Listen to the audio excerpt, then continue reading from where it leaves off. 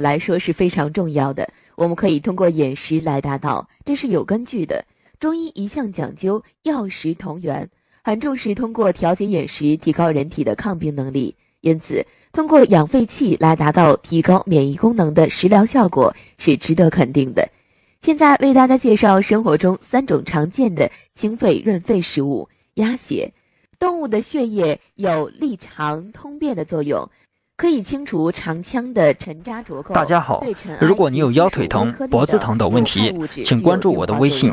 7117710471177104。以前我也患有腰椎间盘突出，直不起腰，后来通过一个方法治好了，对颈椎病也特别管用。有需要方法的可以加我微信7117710471177104。目晕多泪、消渴等病症，现代药理学研究证实，枸杞子可调节机体免疫能力，能够有效遏制肿瘤生长和细胞突变，具有延缓衰老、抗脂肪肝、调节血脂和血糖、促进造血功能等方面。海带